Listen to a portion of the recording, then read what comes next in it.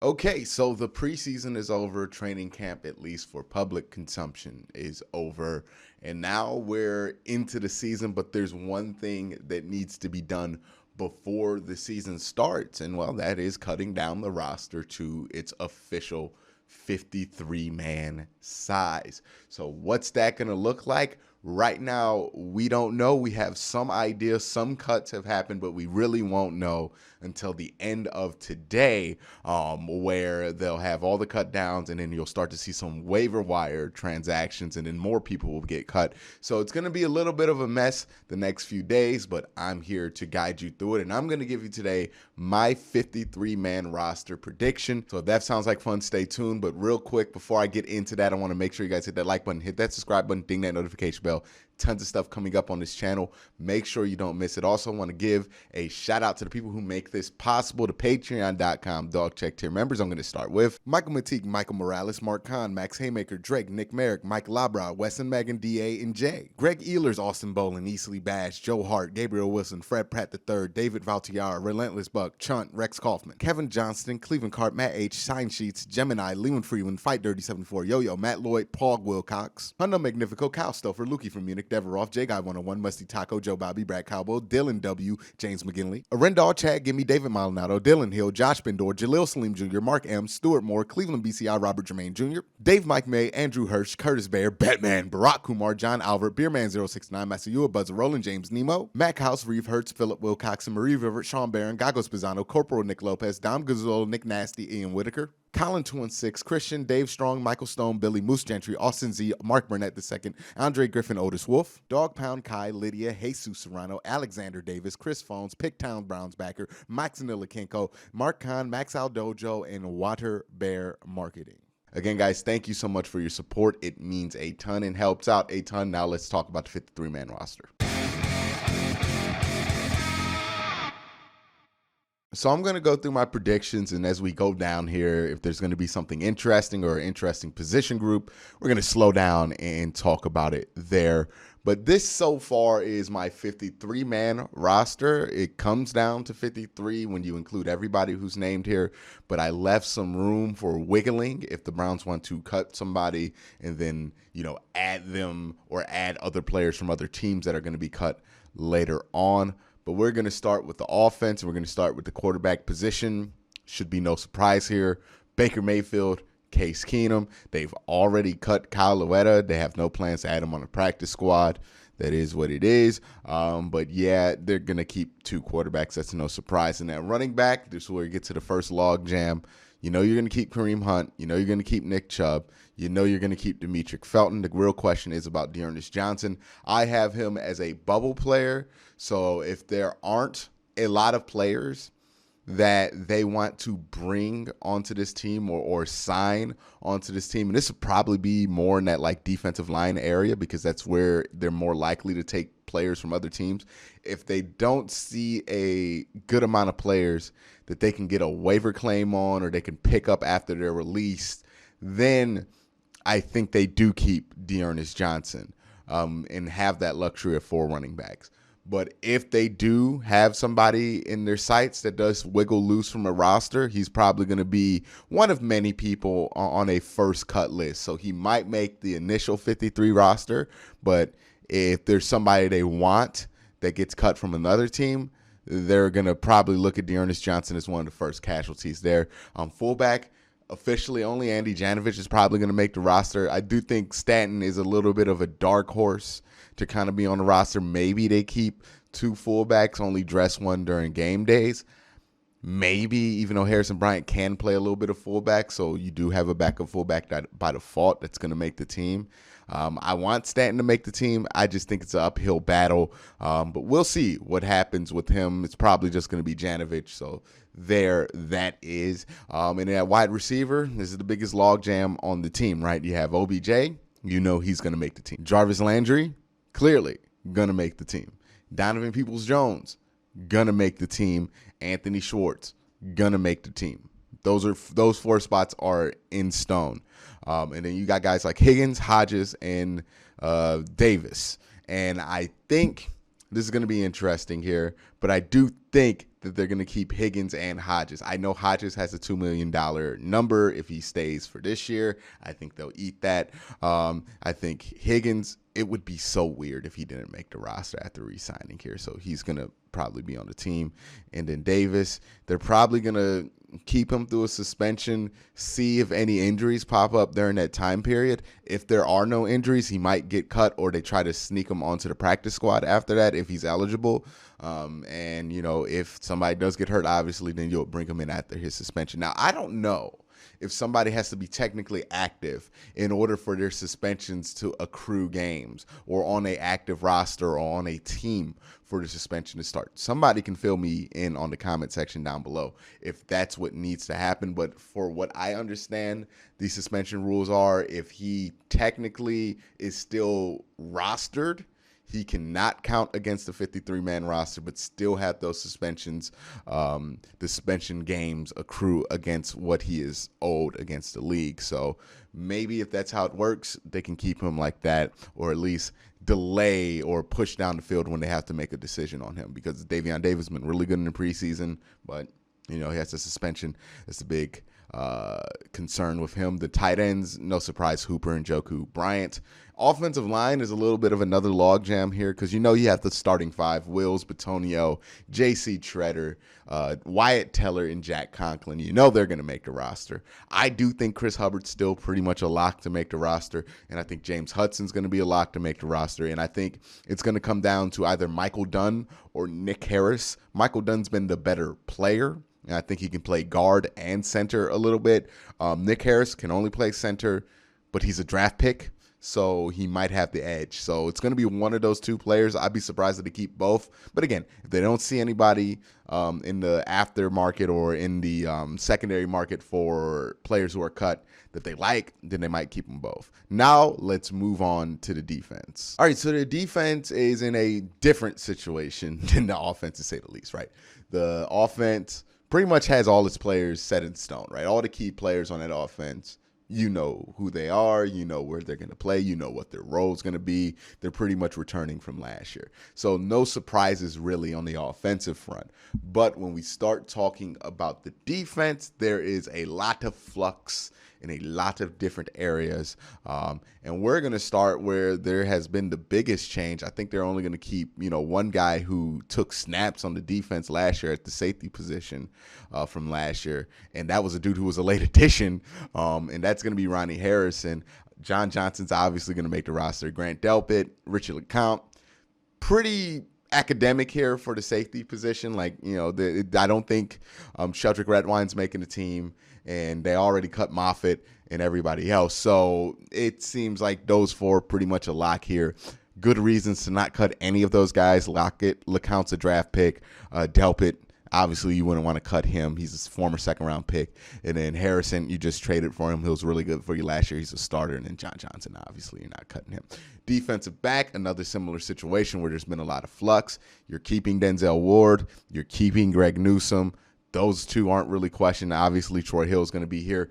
Then I think it's going to be Greedy Williams, A.J. Green, the defensive back, and M.J. Stewart. I know A.J. Green had a rough game, his third preseason game, but I think he's probably the best of that crew and the most versatile of that crew. And I think M.J. Stewart is a worthwhile addition for special teams and his ability to play the nickel. I think they keep 6 DBs. I think that's how they roll with it, and they're able to roll with it because they have some flexibility with who they can put where with their safeties, defensive backs, and linebackers. And speaking of that flexibility with the linebacker position, well, let's talk about the linebacker position. And this is where we're going to kind of park and have a little bit of a conversation here, right? JOK, we know is going to make the roster. Anthony Walker, we know is going to make the roster. And at this point, Mack Wilson, we know is going to make the roster, right? Those three, pretty set.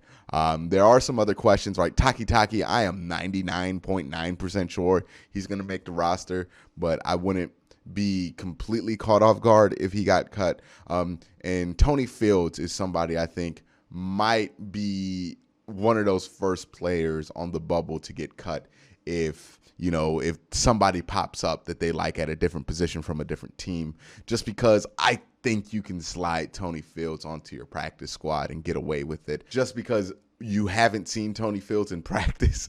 You haven't seen Tony Fields really in the preseason. So there's not tape on him. So it's not a situation like with Demetric Felton, right, where you might have been able to slide him onto your practice squad, but he played so well in the preseason and in camp that it's going to be impossible to sneak him on somewhere because the NFL knows about Demetric Felton at this point, at least as a player that's probably worthy of being rostered.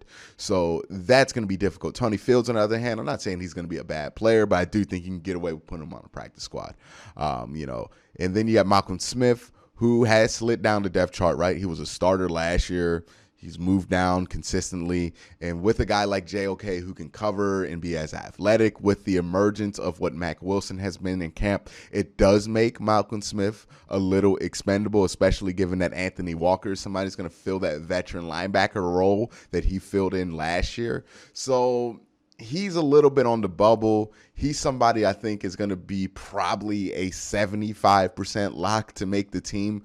But if somebody that they highly covet and the roster space is tight is released from another team, especially specifically at the defensive end position, then I do think that you could see Malcolm Smith either being traded or let go. So I wouldn't be surprised to see him let go there just because, Wilson has played so well in camp and JOK has looked so good in limited snaps that, it might be worthwhile to see what you can get at other position groups and sacrifice a body in the linebacking room. Now we're going to move to defensive end. Garrett Clowney, we're not even going to have that conversation. The backup positions, though, it's going to be a little weird, right? Porter Gustin, somebody who should be on the roster, but he already got cut because he's had a bad camp so far. But Tack McKinley, I know people are like, well, Tack hasn't practiced, Tack hasn't played in the preseason. They're going to keep Tack. Tack's clearly in their plans, and they have big plans for Tack McKinley for the season. Whether he lives up to that, now that's remained to be seen, but I still think those plans are still intact. And I think Joe Jackson probably going to make the roster here at defensive end. This is one of the guys, and I think this is the first guy on the list of he might make the official 53, but he might get cut before Kansas City in order for the Browns to pick up somebody off the waiver wire. I think he's first on the list when it comes to that because, I do think the Browns want to bolster this defensive end position. And if there is a position where the depth or positions where the depth is a little bit questionable on this team, I would say it's probably the defensive line, like all around. Like I don't love the depth here. I don't think you have enough players who are ready to play now. You have sometimes situations where you can't let players go because you drafted them in a certain position, but I don't necessarily feel good about those players playing significant snaps. Speaking of that, let's go to defensive tackle. Going to be Billings, going to be Malik Jackson. We know that. Tommy Togiai is not going anywhere. And Jordan Elliott's not going anywhere. And I think Malik McDowell is definitely going to make the team. I am going to leave probably an extra spot here for somebody to walk into the team or get signed to the team on waivers. I think this is where you probably add somebody and sacrifice some depth at other position groups on the offense and the defense in order to satisfy a little bit of a need here at defensive tackle. I like what you have in McDowell. I think McDowell's probably going to work his way into that third man role with Elliott. I really wouldn't be surprised to see Elliott and McDowell taking more snaps combined than Billings by the end of the season because, again, Billings just hasn't played well in the preseason. Now, he might turn it on for the regular season, but it's been the entire preseason at this point. So I don't know what to think of him at this point. So that's going to be the defensive tackle, and that's the offense and the defense, but that's not it. We got to talk about the special teams. Now, we know Charlie Hewlett's going to make the team because he's a long snapper, and then we know Gillian's going to make the team. But kicker, what's going on with kicker? Now, I have gotten some pushback from people about my opinions on the kicker, which is I really don't care who it is. I really don't care how long they can kick. I just care that they can make consistently extra points in sub 40-yard field goals, which is literally the bare minimum for a kicker, right? Austin Seibert didn't do that. I didn't want Austin Seibert on the team, right? Like he did not do the bare minimum. He had an 85% field goal completion rate. His 1 full year as a kicker in the NFL is terrible. So, well, not field goal completion rate, extra point completion rate, terrible. It was one of the worst in the NFL that year. If you can make 97% of your extra points and you make 97% of your sub 40-yard field goals, I don't care. I know people bring up Justin Tucker. Oh, the Ravens are so successful because of Justin Tucker, which I think is a bad argument. And here's why. The Ravens have had bad seasons with Justin Tucker, but they have not had bad seasons with Lamar Jackson. I think you're crediting the wrong person for the Ravens' success. I don't think the Ravens win football games because they have Justin Tucker. I think they win football games because Lamar Jackson is really good at football. And by a byproduct of that, that puts Justin Tucker in position to win football games. Come on now. We've been here with a great kicker on a terrible team and won 4 games before with Phil Dawson. We know better than to credit kickers as the driving force of a team's winning. Does Justin Tucker help the Ravens? Yes. But let's be honest. Is Justin Tucker really going to be making 60-yard game-winning field goals for the Ravens anytime soon? Probably not, because that offense is good enough to get to at least the 40-yard field line, to at least get to the 40-yard line where you can get a reasonably and acceptably makeable field goal. The Browns offense is too good and too hyped up and too talked about to be losing games because of field goals and blaming it on the kicker. If the Browns are not able to score enough points to win a football game this year, I'm not blaming the kicker. I'm blaming the offense for leaving it up to the kicker. Blaming the kicker is what you do when you have Mitchell Trubisky at quarterback throwing to nobody. When you have a bottom half offense, the kicker is important. When you have a terrible, anemic, can't score the football offense, the kicker is incredibly important because those points might be the only points you put up. But when you have an offense that we're talking about being one of the best in the NFL, we shouldn't really be talking about the kicker. And I know the Kansas City Chiefs have a good kicker. I know the Baltimore Ravens have a good kicker. And that's awesome for them. But did the kicker beat the Browns last year in the playoffs? No. The backup quarterback beat the Browns, and Tyreek Hill beat the Browns, and the Chiefs offense beat the Browns last year. Did the Browns get swept by the Baltimore Ravens last year because Justin Tucker was unstoppable? No. Browns couldn't do anything about Lamar Jackson.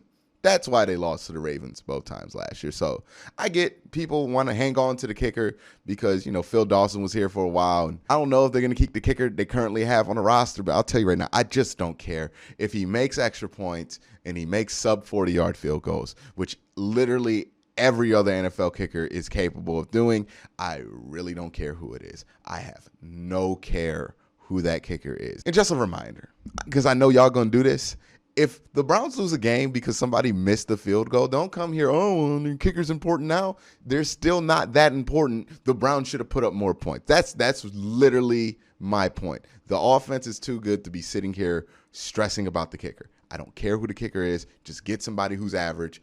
I honestly would have just kept Cody Parkey because I know he's average. I know what I'm getting out of Cody Parkey, an incredibly average kicker. But he got hurt, so you can't keep him. Now it might be McLaughlin. I don't care. Just get somebody average. Don't try to get a prospect. Don't try to get somebody who can kick 60-yard field goals. I don't care about any of the flashy kicker stuff. Just give me somebody who can make sub 40-yard field goals and extra points, and I'm fine with it. I literally don't care about anything else the kicker can do. I am done trying to hit the home run with the kicker. Just get a regular kicker. But that's my thoughts on what the Browns' 53-man roster is going to be. Let me know your thoughts down in the comment section below. But again, guys, thank you for watching. Have a great day. Have a good night.